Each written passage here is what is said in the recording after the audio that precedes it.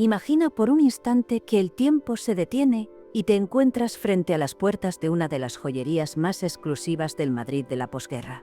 El aire es pesado, huele a incienso y a un perfume francés que solo unas pocas elegidas pueden costear. De repente, un silencio sepulcral cae sobre la calle. Los comerciantes, hombres que han visto pasar reyes y aristócratas, palidecen y, con movimientos nerviosos, comienzan a echar el cierre de sus locales. No huyen de un bombardeo ni de una revuelta popular.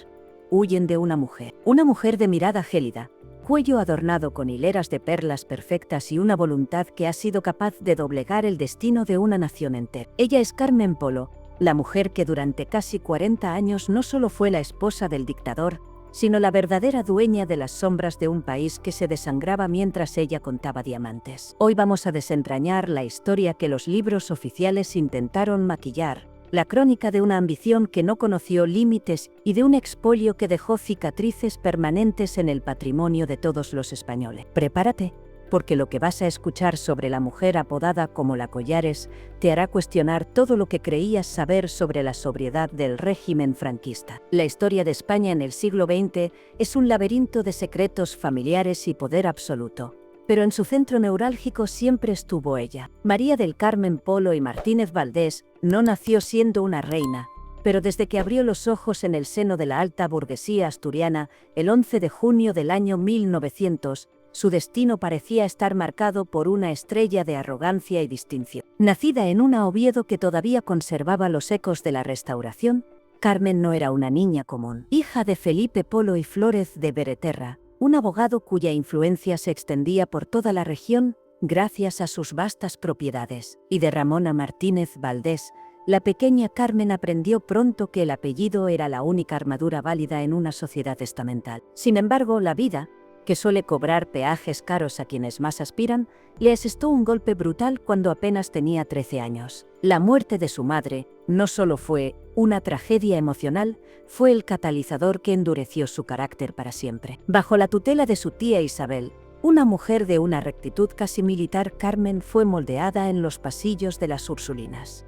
Allí, entre rezos y lecciones de etiqueta, se forjó esa mezcla explosiva de catolicismo rancio y un clasismo que rozaba lo patológico. Ella no buscaba ser amada, buscaba ser respetada, temida y, por encima de todo, elevada a un estatus donde nadie pudiera volver a toserle. Aquella joven de provincias, que caminaba por las calles de Oviedo con la barbilla siempre un poco más alta que el resto, cultivó una personalidad que era pura fachada de respetabilidad burguesa, pero que en su interior escondía una voracidad patrimonial sin precedentes. Carmen Polo entendió desde muy joven que el linaje era una herramienta, y si el suyo no era lo suficientemente aristocrático, se encargaría de que el de su futuro marido sí lo fuera por méritos de guerra. Fue en la primavera del año 1917, durante una romería en Tarna, donde el azar, o quizás una ambición premonitoria, la puso frente a Francisco Franco. Él era un comandante de origen modesto, un militar que venía de una familia con problemas económicos y un ascenso meteórico pero salpicado de sangre en las guerras de África. Para el padre de Carmen, aquel joven no era más que un pobre aventurero, un hombre sin cuna ni fortuna que pretendía escalar socialmente a costa de su hija. Felipe Polo llegó a decir que prefería ver a su hija casada con un torero antes que con aquel oficial de voz atiplada y mirada esquiva. Pero no conocía la determinación de su hija. Carmen, en una de sus primeras grandes demostraciones de manipulación política y emocional, amenazó con el suicidio si no se le permitía seguir con el noviazgo. Ella ya había visto en Franco no al hombre, sino el instrumento del poder. Sabía que aquel militar ambicioso llegaría lejos, y ella estaba dispuesta a ser la mano que guiara su ascenso desde la alcoba. La boda, celebrada finalmente en octubre del año 1923 tras años de resistencia familiar, no fue un simple enlace matrimonial, fue la firma de una alianza estratégica. Imagina la escena en la iglesia de San Juan el Real de Oviedo, el rey Alfonso XIII actuando como padrino por poderes, otorgando a la unión una pátina de legitimidad monárquica que Carmen saboreó con deleite. En ese momento, ella dejó de ser la hija de un abogado para convertirse en la esposa del militar más joven de Europa en alcanzar el generalato. Pero para Carmen, esto era solo el principio. Mientras Franco se cubría de medallas en el campo de batalla, Ella se encargaba de cubrir su vida común con una capa de distinción social que ocultaba sus orígenes humildes. Ella fue quien le enseñó a moverse en los salones de la alta sociedad, quien le indicó qué cubierto usar y qué manos besar. Carmen Polo no era el reposo del guerrero, como la propaganda intentaría vender décadas después. Ella era la jefa de estrategia de una empresa llamada Franco. Juntos, empezaron a construir un mito de familia perfecta, pilar de la fe y de las buenas costumbres, mientras en la sombra ella empezaba a tejer una red de influencias que convertiría su hogar en el verdadero centro de decisiones de un país que pronto se vería envuelto en llamas. Con el estallido de la Guerra Civil en el año 1936, el papel de Carmen Polo se transformó drásticamente. Ya no era solo la esposa de un general, sino la consorte del generalísimo, del hombre que se autoproclamó caudillo de una España que buscaba purificar a sangre y fuego. Durante los años del conflicto, Carmen no se quedó en la retaguardia rezando el rosario, aunque esa fuera la imagen que proyectaba al mundo. Ella se encargó de organizar la corte que rodearía al dictador, asegurándose de que solo los más leales, y sobre todo, los más útiles a sus intereses personales tuvieran acceso a su marido. Fue en este periodo de caos y muerte donde la voracidad de la señora empezó a manifestarse de manera física. Mientras miles de españoles morían de hambre o bajo el fuego de las ametralladoras, Carmen Polo empezó a fijarse en las joyas de las familias que huían del país o que eran represaliadas. Se cuenta que en las ciudades que las tropas franquistas iban tomando, ella era la primera en interesarse por los inventarios de los palacetes incautados. No era solo un gusto estético, era la convicción de que ella, como salvadora de la patria junto a su marido, tenía un derecho divino sobre los bienes materiales de la nación. Uno de los momentos más definitorios de esta etapa fue el nacimiento de su única hija, Carmen Franco y Polo, conocida por todos como Carmencita o Nenuca, en el año 1926. Para Carmen Polo, su hija no era solo una descendiente, era la continuación de una estirpe que ella pretendía elevar a la categoría de realeza. La educación de la niña fue diseñada desde el primer minuto bajo un aislamiento total. No podía mezclarse con otros niños que no pertenecieran a la élite más absoluta del régimen. Carmen Polo quería crear una burbuja de perfección aristocrática, donde el sufrimiento del resto del país no pudiera penetrar. Esta protección obsesiva no era por amor maternal ciego, sino por una estrategia de linaje. Ella quería que su hija fuera la pieza clave para entroncar a la familia Franco con la nobleza de sangre de España, un objetivo que perseguiría con una frialdad aterradora durante las décadas siguientes. En el palacio, el protocolo empezó a volverse asfixiante. Carmen exigía que se la tratara con una distinción que ni siquiera las reinas de España habían reclamado con tanta insistencia. Cada gesto, cada palabra y cada silencio de la señora estaban calculados para recordar a todos que ella estaba por encima de la ley y de la moral común. Llegados a este punto de su ascenso meteórico, donde la ambición parece no tener techo, me gustaría lanzarte una pregunta para que reflexiones. ¿Crees que una mujer con esta determinación y frialdad fue el motor principal que impulsó a Franco a mantenerse en el poder durante décadas, o simplemente fue una oportunista que supo aprovechar la sombra del dictador?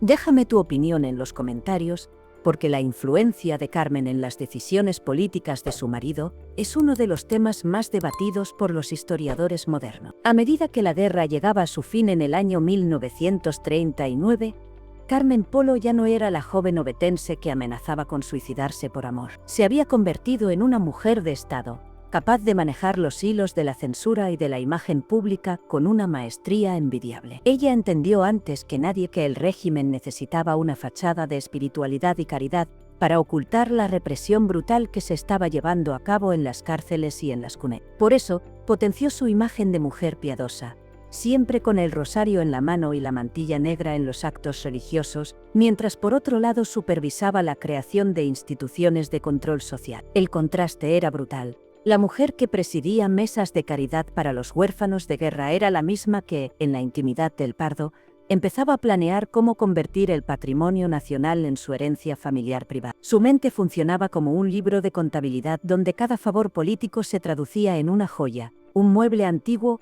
o una propiedad inmobiliaria. La consolidación del poder de los Franco, tras la victoria militar, supuso el inicio de la verdadera era de Carmen Polo. Instalados en el Palacio de El Pardo, un antiguo pabellón de caza real que ella transformó en una corte barroca y opresiva, Carmen empezó a ejercer su papel de censora moral de España. Nada escapaba a su control. Desde los escotes de las actrices en las películas hasta los matrimonios de los hijos de sus ministros, todo debía pasar por el filtro de su aprobación. Ella impuso una etiqueta que rayaba en lo ridículo, obligando a los que la visitaban a seguir unos rituales de vasallaje que recordaban a la época de los Austrias. Pero detrás de toda esa parafernalia de mantillas y misas diarias, se escondía una mujer que disfrutaba humillando a quienes consideraba inferiores por nacimiento. El clasismo de Carmen Polo no era una pose, era su forma de entender el mundo. Para ella, los españoles eran súbditos y ella era la regente que debía vigilarlos para que no se desviaran del camino de la rectitud que ella misma,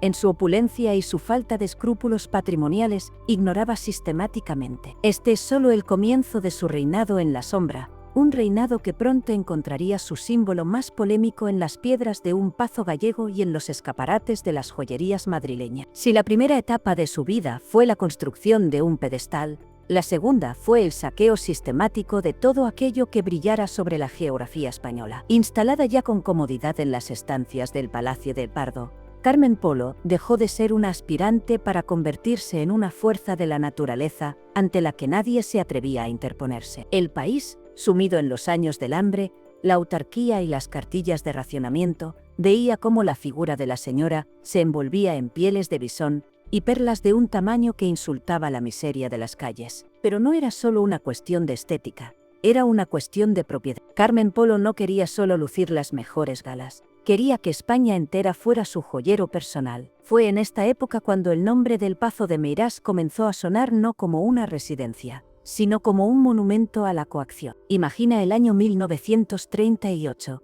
en plena efervescencia de la guerra, cuando se constituye la Junta Pro Pazo. Bajo la apariencia de un regalo patriótico, se puso en marcha una maquinaria de terror administrativo. No fue una donación espontánea de los gallegos agradecidos, como repetía una y otra vez la prensa amordazada del régimen. Fue una exacción forzosa. Los alcaldes de la zona recibían órdenes directas para recaudar fondos, y aquellos campesinos que apenas tenían una vaca o un trozo de tierra para subsistir, se veían obligados a entregar parte de sus míseros ahorros, para que la mujer del caudillo tuviera un lugar digno donde veranear. Carmen Polo supervisaba desde la distancia los informes de recaudación. Para ella, cada peseta entregada por un obrero gallego no era un sacrificio, sino un tributo debido a su estatus. Las investigaciones posteriores han revelado que la compra fue una ficción absoluta, un teatro orquestado por figuras como Barrié de la Maza para complacer el deseo de Carmen de poseer una finca que rivalizara con las de las casas reales europeas. Pero el capricho no se detuvo en la adquisición de la casa principal. Una vez que Carmen puso un pie en Meirás, su mirada se extendió hacia las tierras colindantes. Quería privacidad, quería jardines que se perdieran en el horizonte y, sobre todo, no quería vecinos humildes que estropearan su vista. Se iniciaron entonces procesos de expropiación que hoy calificaríamos de mafiosos. Familias que habían trabajado esas tierras durante generaciones eran llamadas a las dependencias municipales para que firmaran la entrega de sus parcelas a cambio de cantidades ridículas, o, en muchos casos, a cambio de nada más que la seguridad de no ser señalados como enemigos del Estado. Carmen Polo paseaba por los jardines en construcción señalando con su dedo qué muro debía caer y qué camino debía ensancharse, mientras los verdaderos dueños de la tierra observaban desde el otro lado de la verja cómo su patrimonio era devorado por la voracidad de la señora. Ella misma gestionó la estética de la finca con una frialdad administrativa que no dejaba lugar a la réplica. Meirás se convirtió en su feudo personal, un lugar donde las leyes de España no se aplicaban, solo imperaba su voluntad. Fue precisamente en este contexto de apropiación donde nació la leyenda más negra y persistente de su biografía. El apodo de la Collares y su relación con las joyerías de Madrid no era un secreto, era una realidad a voces que hacía temblar a los dueños de negocios históricos en la Gran Vía o la calle Serrano. Imagina la escena. El coche oficial se detiene, los escoltas despejan la acera y ella entra en el establecimiento. Carmen Polo no saludaba, simplemente se sentaba frente al mostrador y pedía que sacaran las mantas de terciopelo con las piezas más valiosas. Se probaba collares de perlas naturales de 5 vueltas, broches de esmeraldas y pendientes de brillantes que valían fortunas enteras. Tras unos minutos de escrutinio gélido, pronunciaba una frase que sentenciaba al comerciante. «¡Qué bonito es! Me lo quedo para un compromiso oficial», y así, sin más, salía por la puerta con el botín. ¿Alguna vez te has preguntado qué harías tú si estuvieras en el lugar de uno de esos joyeros? Si reclamabas el pago, ¿te arriesgabas a una inspección de Hacienda al día siguiente que te arruinaría la vida? ¿O a que tu licencia fuera revocada misteriosamente? El miedo era el mejor método de pago de Carmen Polo. Muchos de estos empresarios terminaron por considerar esas piezas como una pérdida aceptable con tal de mantener el negocio abierto, o intentaban esconder las mejores joyas en la caja fuerte cuando sabían que ella estaba en la zona. Su colección privada se convirtió en una de las más valiosas del mundo, pero cada una de esas piezas llevaba consigo el estigma del abuso de poder. Ella sentía que esas joyas le pertenecían por naturaleza, como si el oro y las piedras preciosas fueran el tributo que el comercio español debía rendir a la salvadora de los valores tradicionales. Pero su sed de posesión no se limitaba a lo que pudiera caber en una caja fuerte. Carmen Polo se consideraba la guardiana del arte español, pero una guardiana que confundía la protección con la apropiación. El caso de las estatuas del maestro Mateo es, quizás, el más vergonzoso de todo. Dos tallas románicas del siglo XII, que representaban a Abraham e Isaac y que formaban parte del pórtico de la gloria de la Catedral de Santiago, acabaron adornando el águl de su casa. ¿Cómo es posible que piezas que eran patrimonio de la humanidad terminaran en manos privadas? Sencillamente porque a la señora le gustaron. A pesar de los intentos tímidos de las autoridades eclesiásticas y culturales por reclamarlas, las piezas permanecieron en poder de los Franco durante décadas. Para Carmen, no eran historia de España, eran adornos que daban el tono aristocrático que ella tanto ansiaba para sus propiedades. Lo mismo ocurrió con el Palacio del Canto del Pico en Torrelodones, un edificio que se convirtió en el almacén de todo aquello que Carmen rescataba de iglesias abandonadas o palacios en ruinas, utilizando camiones del ejército para el transporte, como si se tratara de una operación militar de logística personal. Llegados a este punto de la narración, donde el abuso de lo público es tan evidente, te lanzo la segunda pregunta para que participes en esta historia. ¿Crees que la justicia debería haber actuado mucho antes sobre este patrimonio? ¿O consideras que en aquella época era imposible separar la figura del dictador de la propiedad del Estado? Deja tu comentario. Es fundamental entender cómo percibes este expolio hoy en día. Sin embargo, detrás de esta faceta de coleccionista implacable, Carmen Polo ejercía un poder mucho más oscuro y peligroso: el control moral de la población femenina a través del Patronato de Protección a la Mujer. Como presidenta de honor de esta institución creada en el año 1941, Carmen supervisaba un sistema que hoy consideraríamos una red de campos de concentración moral. Bajo el pretexto de la dignificación de la mujer, miles de jóvenes de clases humildes eran encerradas en conventos y centros de reclusión por comportamientos que la señora consideraba inapropiados. Si una joven era vista hablando con un chico a deshoras, si se quedaba embarazada sin estar casada, o si simplemente mostraba una actitud rebelde ante la autoridad, podía acabar en uno de estos centros durante años. La hipocresía era sangrante.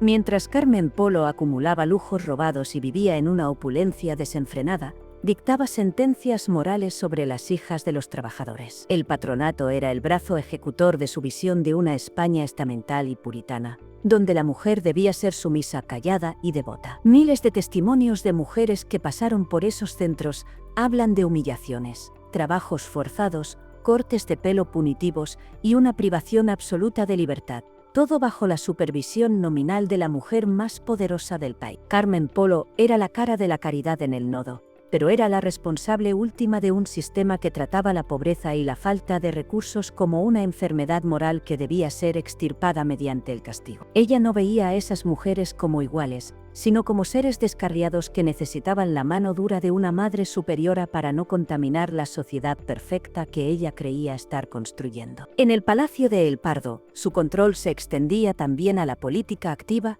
aunque siempre de forma indirecta. Los ministros temían sus almuerzos. Sabían que Carmen tenía espías en todos los salones de Madrid, y que nada de lo que se decía en privado quedaba fuera de sus oídos. Si la esposa de un ministro lucía una joya que ella consideraba superior a las suyas, o si se rumoreaba que algún cargo tenía una vida privada poco ejemplar según sus estándares, esa persona estaba acabada. Carmen Polo fue la arquitecta del búnker, esa facción del régimen que se negaba a cualquier tipo de apertura. Ella alimentaba en Franco la idea de que él era una figura providencial, elegida por Dios, y que cualquier cambio en el sistema sería una traición a la patria. Fue ella quien convenció al dictador, ya muy mermado físicamente por el Parkinson, de que no podía delegar el poder, de que España se hundiría sin ellos. Su influencia fue decisiva en el mantenimiento de la represión hasta los últimos días del régimen, asegurándose de que el miedo siguiera siendo el pegamento que mantenía unida su estructura de privilegios. El matrimonio Franco-Polo era, en realidad, una sociedad de intereses perfectamente engrasada. En El Pardo, la vida era gélida. Dormían en habitaciones separadas y sus encuentros eran casi siempre protocolarios o estratégicos. No había pasión, pero sí una lealtad férrea basada en la supervivencia del poder. Ella le daba la estabilidad doméstica y la imagen de familia católica que el dictador necesitaba para justificar su cruzada, y él le daba el control absoluto sobre los recursos del país. Carmen se encargaba de que Franco no viera la realidad de la calle, filtrando la información que le llegaba y rodeándolo de una corte de aduladores que ella misma seleccionaba. Esta alianza de piedra y deber se mantuvo inalterable, incluso cuando el dictador empezó a perder la conciencia de la realidad, permitiendo que Carmen Polo tomara decisiones de calado que afectaban al futuro de millones de españoles, siempre con el objetivo de proteger su inmensa fortuna y la posición de su hija Nenú. El tiempo, ese juez implacable que no entiende de dictaduras ni de linajes sagrados, empezó a pasar factura al Palacio de El Pardo a principios de la década de los 70. Imagina el ambiente en aquellos pasillos. El olor a enfermedad mezclado con el de las flores frescas que Carmen ordenaba colocar cada mañana. Francisco Franco, el hombre que ella había moldeado y sostenido, se desmoronaba físicamente ante sus ojos. El Parkinson le hacía temblar las manos. La misma voz que un día dictó sentencias de muerte se volvía un susurro ininteligible, y su mente empezaba a perderse en los mapas de batallas pasadas. Pero Carmen Polo no estaba dispuesta a permitir que la decadencia biológica de su marido pusiera en peligro el imperio que ella había tardado décadas en construir. En esos años finales, la figura de la señora se volvió más rígida y autoritaria que nunca, convirtiéndose en el último baluarte de un régimen que se negaba a morir. La agonía de Franco fue, en realidad, la agonía de Carmen Polo. Ella fue la responsable de prolongar artificialmente la vida del dictador en lo que muchos médicos y testigos calificaron como un espectáculo dantesco de ensañamiento terapéutico. Porque mientras Franco respirara, ella seguía siendo la mujer más poderosa de España. Ella controlaba quién entraba en la habitación del enfermo, filtrando incluso a los familiares más directos y asegurándose de que el generalísimo firmara documentos que garantizaran el futuro económico de su hija y sus nietos. El miedo de Carmen no era a la muerte del marido, sino a la pérdida del estatus. Temía que en cuanto el corazón de Franco dejara de latir, el pueblo español y la nueva clase política le reclamaran cada cuadro, cada joya y cada hectárea del Pazo de Meira. Noviembre del año 1975 marcó el fin de una era. Tras la muerte de Franco y el entierro en el Valle de los Caídos, Carmen Polo experimentó por primera vez en casi 40 años lo que significaba la soledad del poder. El 31 de enero del año 1976 se produjo la escena más dramática de su vida: el abandono definitivo del Palacio de El Pardo. No fue una salida discreta. Testigos de la época relatan cómo una flota de camiones militares, sí, los mismos que ella había usado para expoliar arte, salieron del palacio cargados hasta los topes. Se llevaban tapices, muebles antiguos, vajillas de plata y cajas fuertes cuyo contenido solo ella conocía. Carmen abandonaba su trono, pero se llevaba consigo el botín de guerra. Su nuevo destino fue un piso señorial en la calle Hermanos Becker, en Madrid. Imagina el contraste de los jardines infinitos de El Pardo a las paredes de un piso, por muy lujoso que fuera. Allí, Carmen intentó recrear su corte. Se rodeó de los restos del búnker, de aquellos generales y nostálgicos que aún la llamaban excelentísima y le hacían la reverencia. Pero fuera de esas 4 paredes, España estaba cambiando a una velocidad que ella no podía comprender. La transición democrática empezó a levantar las alfombras del franquismo y el nombre de Carmen Polo empezó a aparecer en los periódicos, no como el de una santa, sino como el de una mujer que se había enriquecido a costa del Estado. En su retiro de hermanos Becker, la señora se volvió una figura casi fantasmal, salía poco, siempre oculta tras unas gafas de sol y envuelta en sus inseparables pieles, como si quisiera protegerse del aire de libertad que ahora respiraban los españoles. Vivía obsesionada con la seguridad y con la posibilidad de que el nuevo gobierno le arrebatara el Pazo de Meirás o el Ducado de Franco, el título que el rey Juan Carlos le había concedido a su hija para apaciguar los ánimos de la familia. Carmen Polo pasó sus últimos años gestionando el inmenso patrimonio familiar con una frialdad administrativa que no decayó ni con la edad.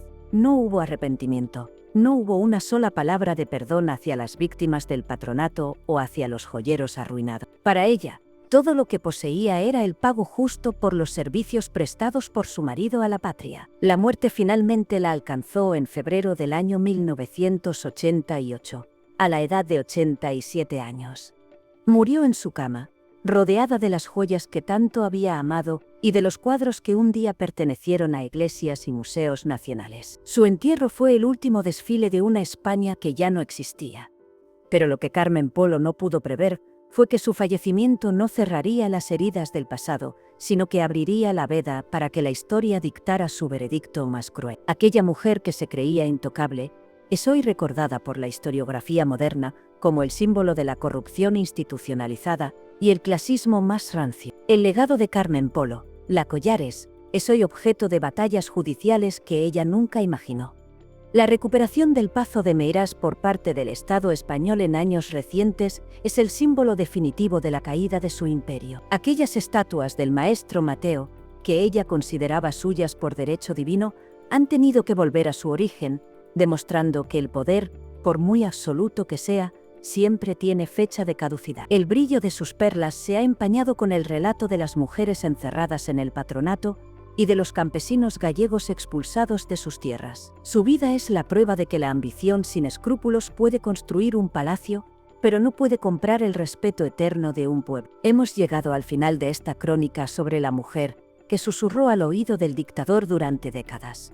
Carmen Polo fue mucho más que una esposa. Fue la guardiana de una moral que no practicaba y la propietaria de una España que nunca fue suya. Su historia nos recuerda que bajo el velo de la piedad y la elegancia, a menudo se esconde la sed de poder más primitiva. Muchas gracias por acompañarme hasta este punto final de un relato tan intenso y necesario para entender nuestra historia. Si te apasiona descubrir qué hay detrás de las fachadas de lujo de los personajes que marcaron una época, no olvides suscribirte ahora mismo al canal de YouTube Cotilleos de los Famosos. Tu apoyo es fundamental para seguir desenterrando estas verdades incómodas. Gracias por llegar hasta aquí, por tu tiempo y por tu interés en conocer la cara oculta del poder. No te vayas todavía, porque ahora verás en pantalla otros videos del canal que te aseguro que te van a atrapar tanto o más que la historia de la señora del Pardo.